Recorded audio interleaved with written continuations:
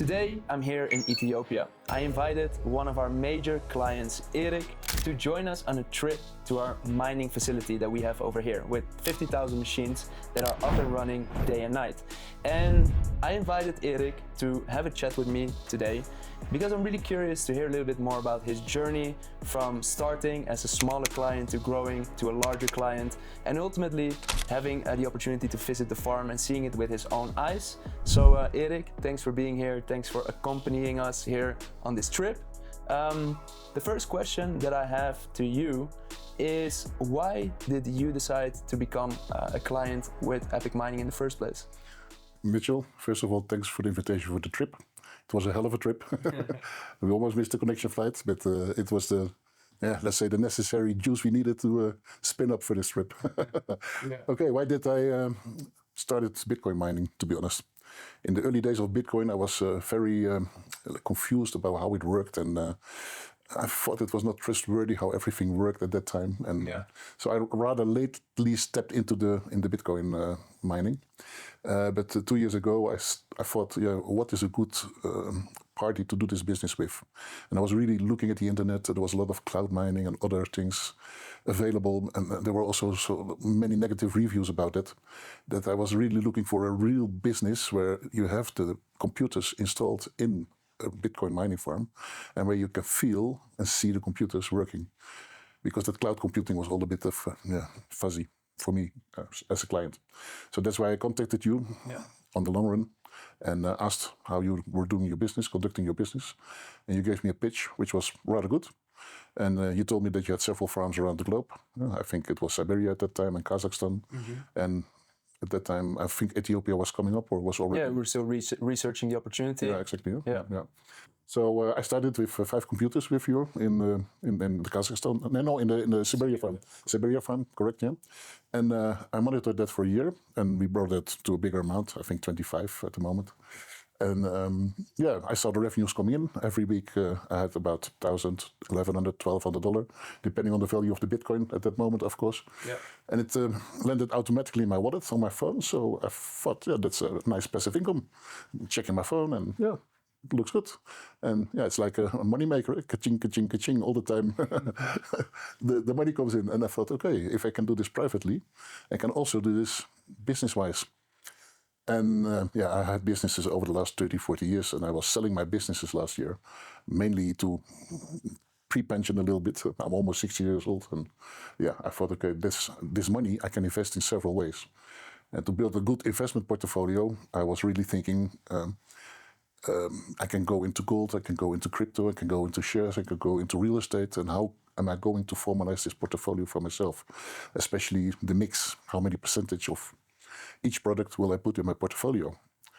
And I thought, okay, if I'm going to do this business-wise, I want to have, with all the problems in the world, a World War III coming up, with the whole Ukraine shit. I can better invest a lot of that portfolio or amount of money which is available in that portfolio in Bitcoins. And then I contacted you and I said, okay, Mitchell, what about if I order a big amount of computers, let's say 200, 300 computers, and mining rigs in this case. You said, we can do that, of course, we can handle that. It's a bigger amount, of course, and we can make you a nice offer. So we got in contact about this offer, and in the end, we did the deal. Yeah. And now they're already 3 months installed, approximately, in the Bitcoin farm in Ethiopia. And you invited me to come and see my own computers, which was very nice. Yeah. Because the way you guys work with Epic Mining is that every computer gets a certificate, and there on that certificate is written the serial number. And with the serial number, you are the owner. You can prove that you are having the ownership of that computer in that specific farm. So I said, okay, my old businesses was conducting a lot about safety, environmental, and quality auditing. So I said, okay, I want to audit the farm. If you invite me to the farm, then I can do an official audit, which I can also tell today to the people who are reviewing this podcast or listening to this podcast. And I can tell from my own eyes, my own experiences, how this audit was. And we went into the farm, and I took one of my certificates from my phone, and we spotted the computer in the end after a long search. So many computers there. Yeah. But we found my computer, one of my computers, and exactly the serial numbers were matching. And I think this is also very important also for listeners and other clients to see that we have done the spot check, because you can say AB, but it was also AB. Correct. Yeah. Nice. So I'm really curious to hear your expectations and the reality of your trip to the mining farm. Yeah. Okay, the expectations were that I could see a farm where everything was professionally handled. For me, as a risk manager from origin, the most important factors were how is the security of the farm. Secondly, how's the fire prevention on the farm and also the fire fighting on this farm in case anything happens. And thirdly, how is, because I have a lot of experience in project management and refineries and power plants, how is the quality of the construction and the building, and how's the labor working on that farm, because I think it's also very important that it's not like slavery, if you know what I mean, but that the people are having the safety equipment, the helmets, the jackets, the safety shoes. We also had to wear those safety equipment. Yeah. And you spoke to the people, you managed to speak to the head engineer, the operations manager. And everybody was very accessible. That was also very nice people, actually. But yeah, the outcome of everything was that the safety standards were good. Everybody was wearing his personal protective equipment. I've checked the connections, the power units, how they were connected, the cabling. I've checked the fire equipment. I checked if it was the proper extinguishing product they used. In this case, CO2, not powder, because then you damage the computers. I've checked the validation of the, let's say, the control every year, the inspections which have to take place on the fire equipment. That was all good, which I didn't expect, to be honest, because it's Ethiopia, you know. We have another expectation about Ethiopia in general. And also about that, Ethiopia is quite well developed. I know it's a very interesting country. When I share with people that we mine in Ethiopia, the first image that pops up in their mind is an image that Ethiopia is part of Africa, which is a continent that is filled with wars and it's a desert and it's super hot and chaotic. What is your experience being here? We've been here now for 2 days. All those things you just mentioned, it was not here. So it's more like how can I say it? We have mainly been in the city then and outside it's about 50-minute drive to the Bitcoin mining plant. So this is my area of the field I have been seeing. The city, I think it's a little Dubai. Let's say it like that. They try to make it like a little Dubai. What do I mean with this? There's a lot of construction going on. They're making a railway straight to the city. It's not finished everywhere. The nice hotels. We were in the Hyatt Hotel, which was top notch. Yeah. And of course, it's not the level of Dubai, but they're getting there. Try to get there, you know. And having that said, it's far far outspeeded by expectations. That's great. Yeah. That's good to hear. Yeah.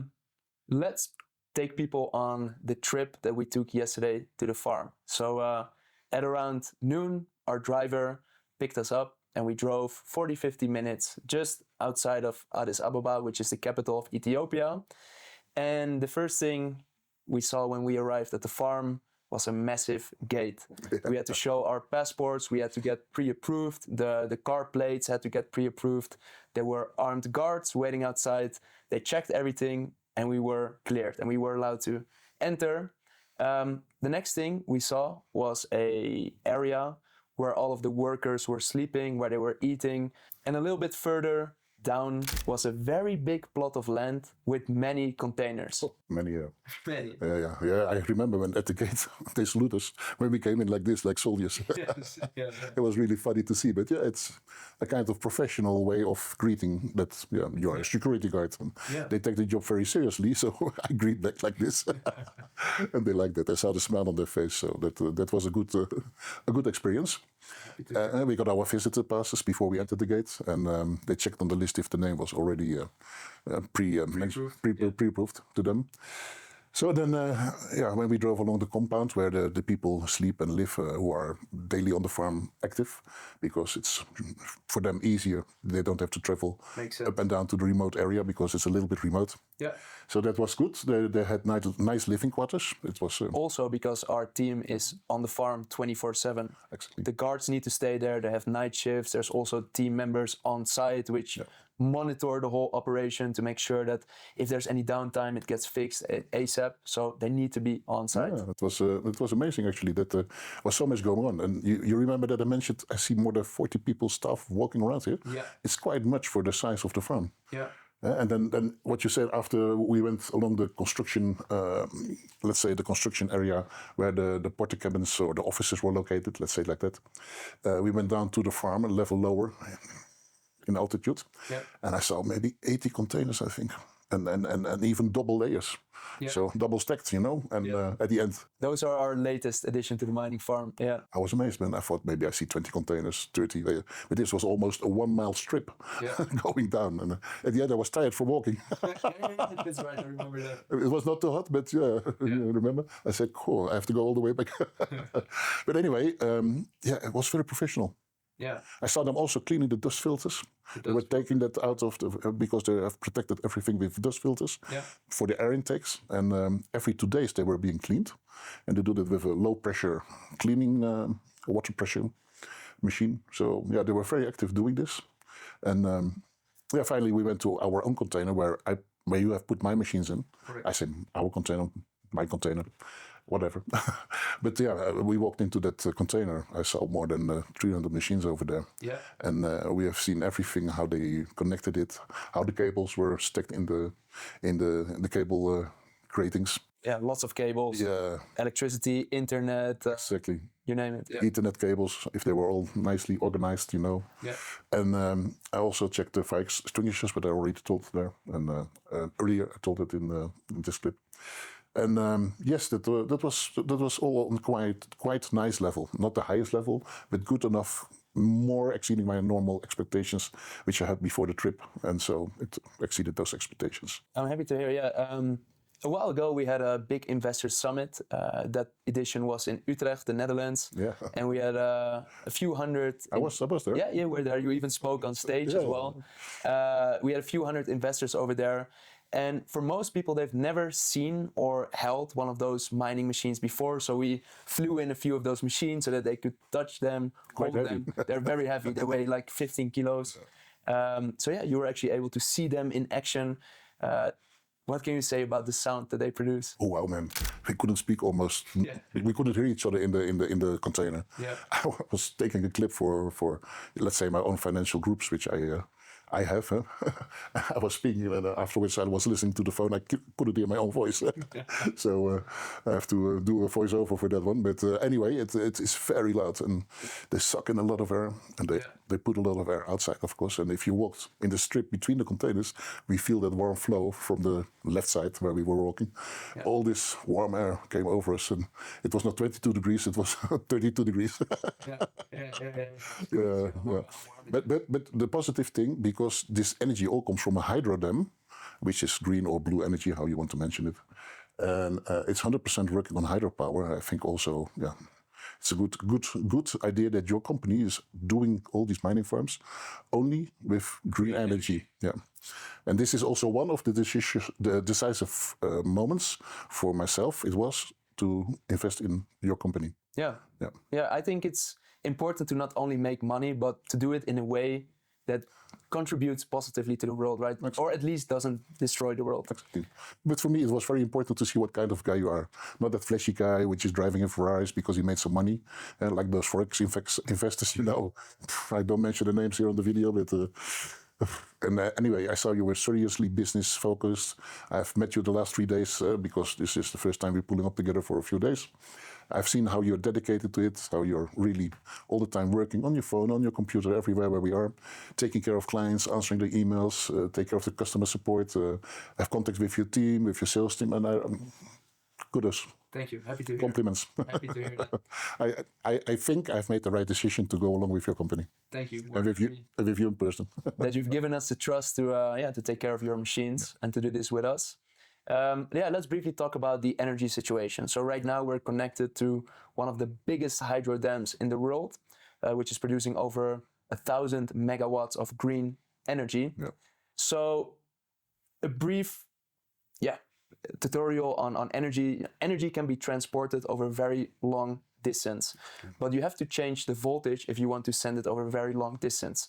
So right next to our mining facility, and you've seen it with your own eyes, is a government-controlled energy plant, which is feeding right into our mining farm. And this is important because the closer you are next to the power plant, the lower the loss of energy is. So again, it's a really efficient system. We've all thought about this, and the government is also involved in the mining operation. So we're doing it in a partnership with them as well. Yeah, and it's good because you have short, as you say, power cables. So the loss of the power in the cables is minimum. So the maximum output from the distribution station goes into the farm. Yeah. And that makes it that we have low energy costs per kilowatt hour. Yeah, exactly. I think it's now $0.065, if I'm correct. Something like that. Yeah, something like that. Huh? Yeah. Which is competitive because before I met you, I was looking into this and I've seen the farms in Texas, the farms in Kazakhstan. I was looking at the internet what the power prices per kilowatt hour were, and I think you're one of the lowest I have met. Yeah, so correct. Far. The average industrial energy rate in most areas across the world is much higher. Yeah. So these were for me the decisive moments or factors where I have done this business with you. I could have chosen many, but I think the kind of guy you are, and also what I think is very positive. The last year you started to make all these short clips, movies, videos from everywhere, where you were on the globe and telling about the products, telling about Bitcoin mining, but also go into worldly problems which there are. How BlackRock is operating. You were making videos about Ethereum, about XRP, and of course the Bitcoins all the time. And I think the educational part, which you are being busy with by educating people in the world in general, but also people who are interested in Bitcoin and mining, is a very good thing you are doing now at the moment. Thank you. So keep on going doing this because I think a lot of people like it. At least the feedback I get from all the groups where I post all your videos in is very positive. Yeah. Besides the fact that they say you're a nice guy. Nice. Yeah. The reason why we decided to make those videos is we don't only want to provide a service for Bitcoin mining, but we also want to give a personal touch and a level of education. Yeah, that's when you were in Utrecht, in Van der Valk, in the upper level. You were talking about the organizations you made, the pre-pensionada club, or how do you make early retirement club? Yeah. And I like that because most of the people were young. I thought, okay, if they all retire with the age of 30, and I was one of the oldies there.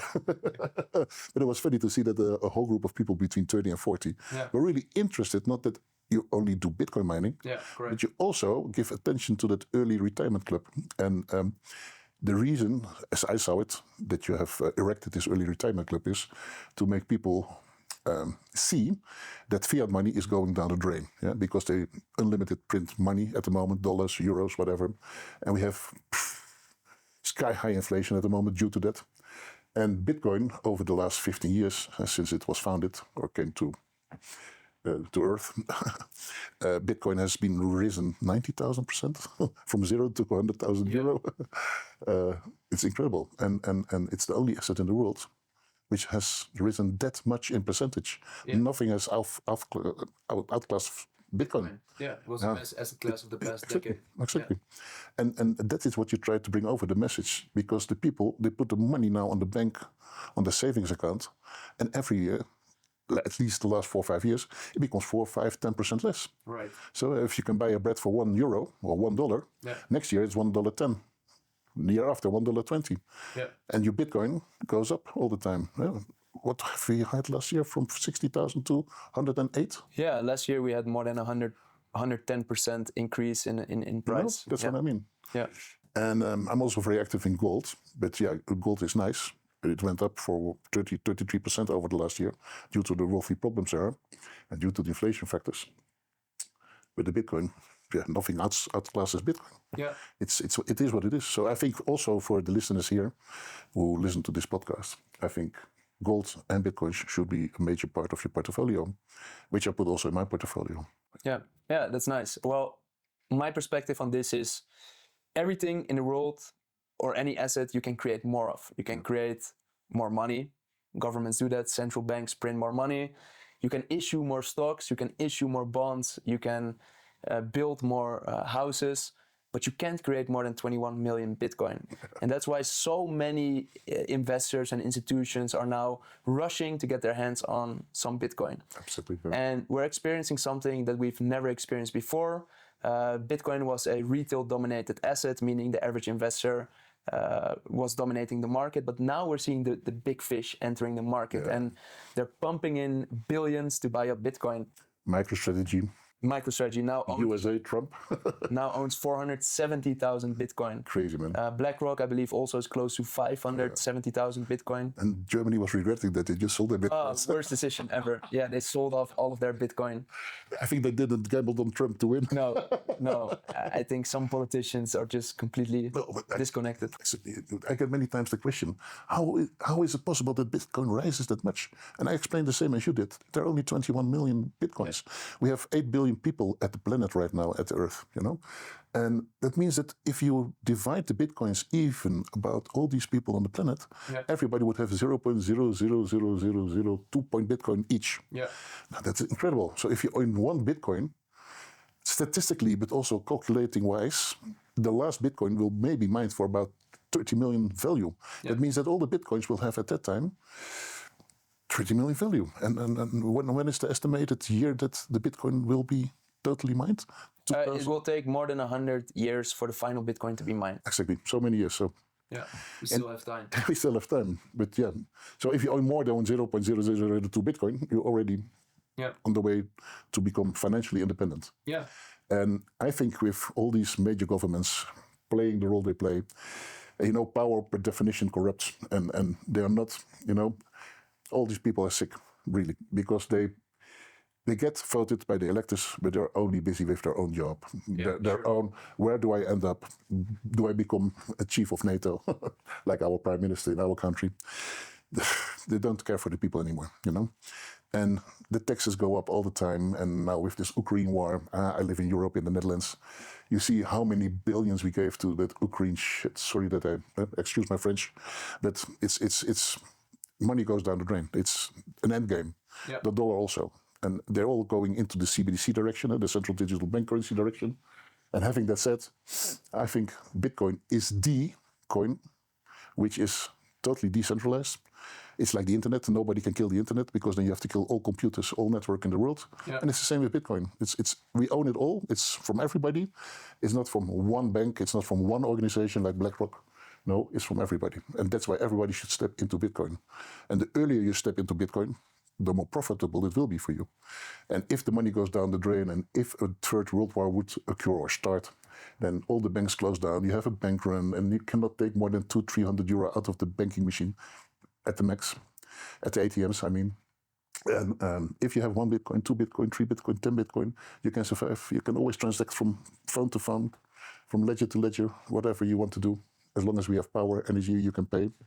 And of course, Bitcoin is not the ideal coin for making payments, but it's a store of value coin, of course. But doing this and having the opportunity and to start with it now, it's not too late. It's maybe 5 to 12, but it's not too late. Why is it not too late? No, it's not too late because there's still Bitcoin to be mined. Yeah. And although it's 100,000, it's very expensive. It sounds very expensive. 1 Bitcoin for $100,000 sounds very expensive. But the mining machines in the early days, they could make a Bitcoin per day. Now you can make a Bitcoin per month. I mean, my computers in total make a Bitcoin per month. Yeah. So that's $100,000 per month with the current rate of the Bitcoin. So I started a year ago, and I make $100,000 a month with a $1 million investment. Yeah. So that means with $100,000 per month after 10 months, plus the energy you have to deduct, of course, because you have to also pay the energy. Sure. Let's say 12, 30 months, I have my return of investment level reached. That's at the current Bitcoin price. But if it goes up. Exactly. If it goes to $200,000, I far exceeded my own estimations. Yeah. And it's nice that you also gave us that return of investment sheet. So you can play a little bit with the numbers on that sheet. And you can say with a Bitcoin price of 50,000, 100,000, 200,000, 1 million, what is my return of investment? Nah, it's crazy.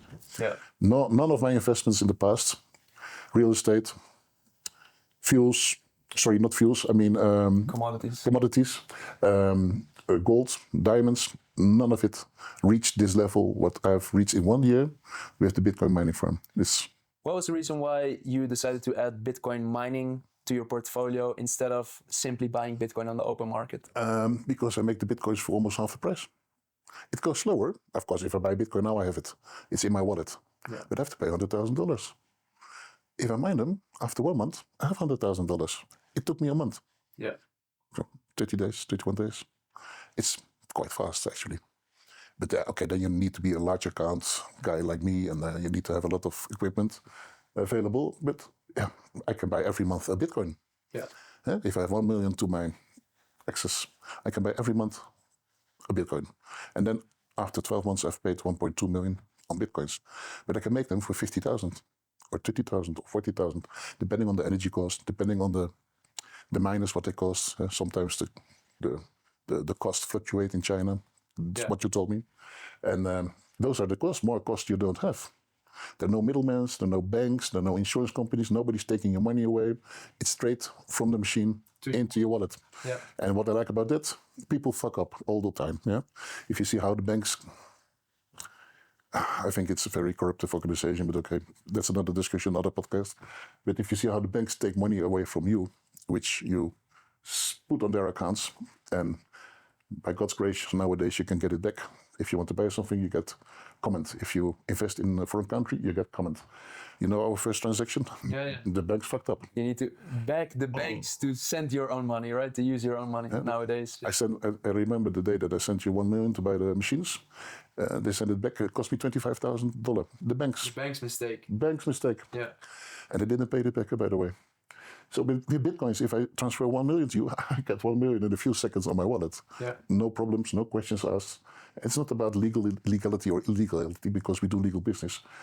But the people always say, yeah, with Bitcoin you can do illegal business and black money, blah, blah, blah. What about the dollar? The biggest business in the world for the crooks, what they use is dollars. The biggest currency, yeah. It's the biggest currency they use, dollars. And if you see what goes around in the world with wars and crimes and drugs, it's all about dollars, cash dollars. So that's a non-argument. Yeah. Having that said, I think Bitcoin is the way forward. It's giving the people the power back to them, not to the banks, not to the governments, but to the people. And I think this is the most important thing for humanity, for everyone to give the people the power back. Yeah. And you have to do that by start mining Bitcoins or any other coins, but Bitcoin is the biggest one and is the most independent one. Yeah. It's the most decentralized coin I know. Now something else.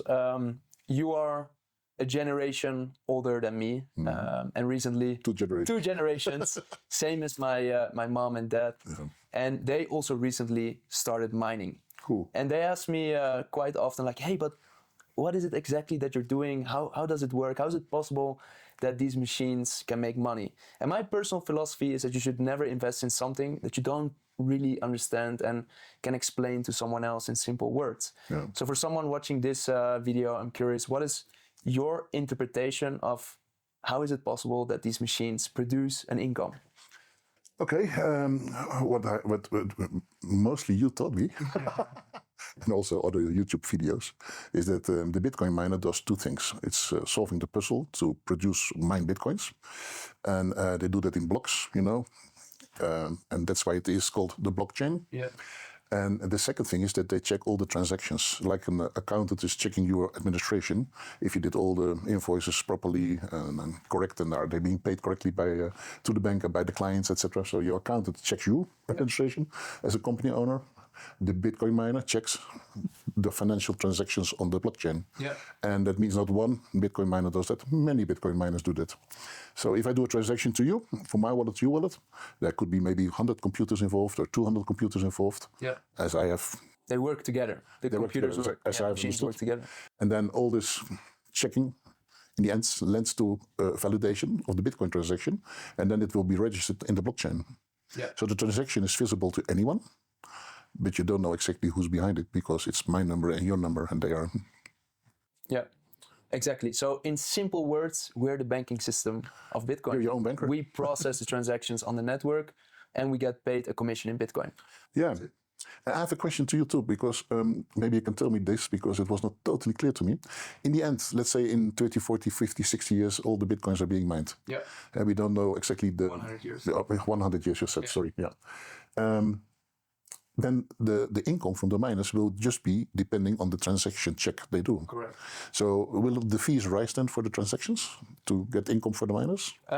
Okay, so let's take a step back and make a big distinction over here. There's two income streams for miners. Number one is the block rewards. Like you mentioned, all the blocks of transactions are bundled together. Exactly, yeah. And every time a block of transactions gets verified, Bitcoin is released to the miners.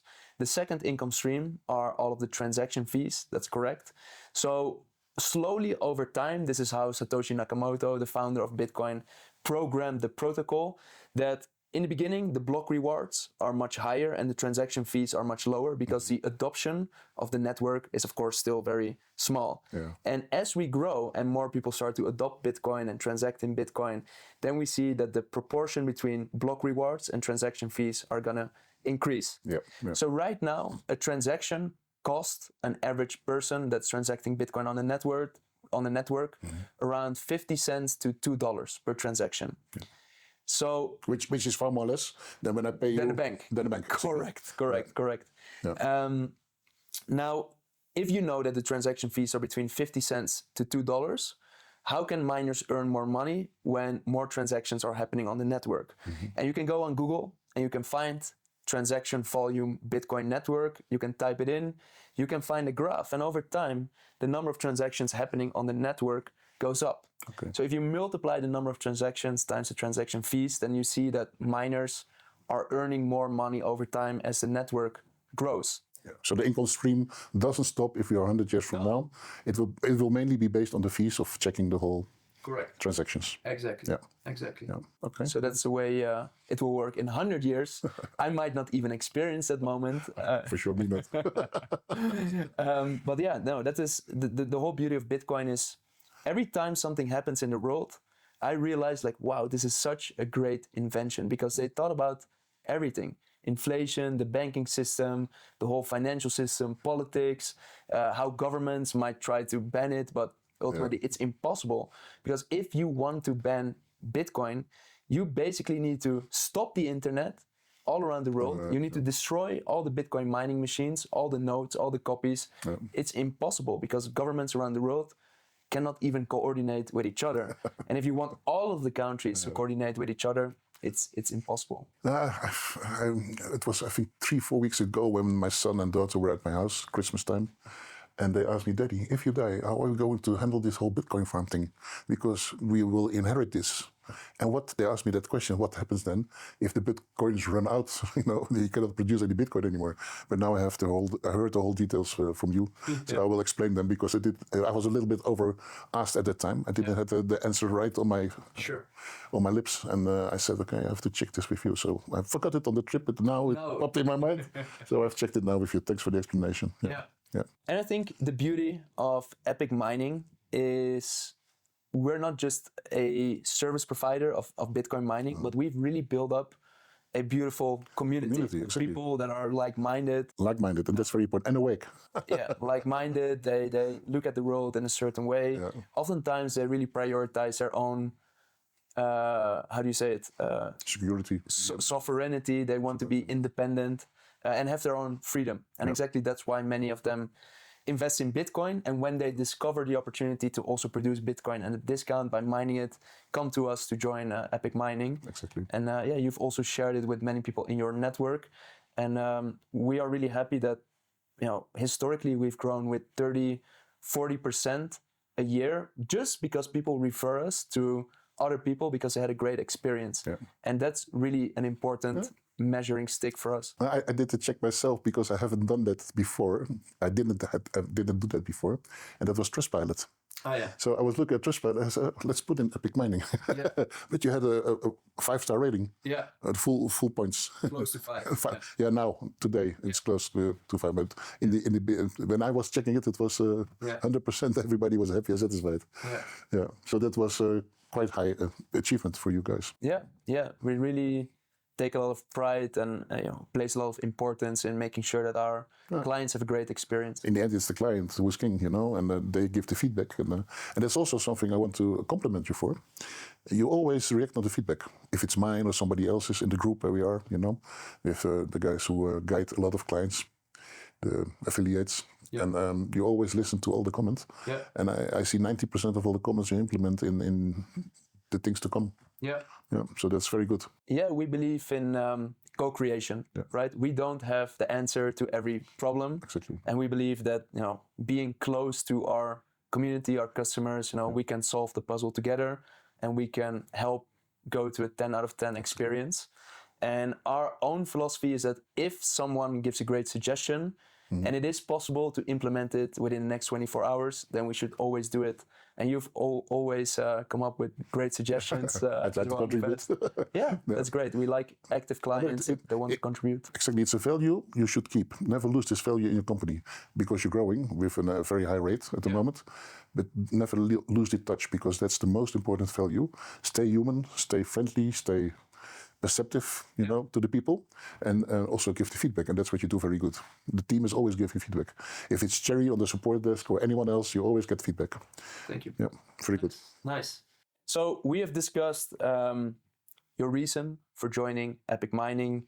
We have gone over your experience in the farm, your experience in Ethiopia, your perspective on Bitcoin, what Bitcoin mining is, your experience being part of Epic Mining. I think we've covered quite a lot. Don't take me to Siberia, too cold. I'm wondering, are there any final words that you want to share? Yeah, I think especially also for we have a lot of clients now. You, 450, I say we, but it's you, 450 clients, and there are a few large account clients inside the organization, in the clientele you have. I think also for large account clients, I mean the professional companies who want to start mining, I think your company is also suitable for that. Yeah. And because I'm a large account holder of Bitcoin mining machines, and you have proved to can handle this, and up to my expectations. So I want to leave this message also for people who are interested to buy more than 4 or 5 computers, let's say 50 to 100 to 350 to maybe even 1,000, that your company is suitable to do this. Yeah, exactly. Yeah. Maybe not 5 years ago, but now it is. Now we're completely ready to manage those large volumes of machines. We've built up to that point. Right now we're buying hundreds of machines every single month. I see every month 250, 300 offered. Yes. I was amazed by how fast they were sold. Yeah. Because I remember it was Black Friday deal, and you said I have 300 machines bought in. They were gone in 3 days. Yeah. Because I had some people who were disappointed in my group. I say, listen, all the computers are good. I say, next month we get another deal. Yeah. And it's amazing. And I asked you, how can it be that the computers are being sold so fast? Do you have 10, 15 guys running around with it? You said, no, only a few. But all the business comes to me. You know what it is? Because we do our best to create such a great experience for our clients. Yeah. Many of our clients also place repeat orders with us. You've also placed repeat orders, around 3 repeat orders. You went from smaller to bigger. And that's actually a normal pattern that we see happening within Epic Mining. Yeah, but I didn't expect it that it was going that fast, Yeah. But it was amazing. Yeah, really. It goes fast. That I think that's the last remark I wanted to make to you. And to add to your point, I mean, now you're seeing the big public case studies of companies that are investing in Bitcoin. MicroStrategy became the best performing stock of the stock market. They outperformed the S&P 500 with 1,400%. And now you're seeing that they're becoming like the golden boys of the stock market. Right? I always send the Michael Saylor clips to everybody. Yes, Michael Saylor. He's my guy. And then if you take Larry from BlackRock, you see how he was 6-7 years ago against Bitcoin, and how he totally turned 360 degrees, or 180 degrees. I mean, and he's now promoting Bitcoin. It's Larry Fink I'm talking about. And Larry Fink has become the biggest Bitcoin ambassador. We've got an ambassador that is basically pumping up the value of Bitcoin. Now it shouldn't be a question for anybody to invest in Bitcoin anymore because, Trump, Larry Fink, MicroStrategy, Michael Saylor, all the guys step in. All the big guys. Yeah. Germany, you made a bad decision by selling your Bitcoin. Yes, I totally agree. I want to thank you, man, for everything, Thank you. for the trip, Thanks for joining. and being a trustful person. And I wish you all the success in the future. Thank you. Likewise. And I hope we can have a long time business together. We will. Okay. Thanks again. Thanks.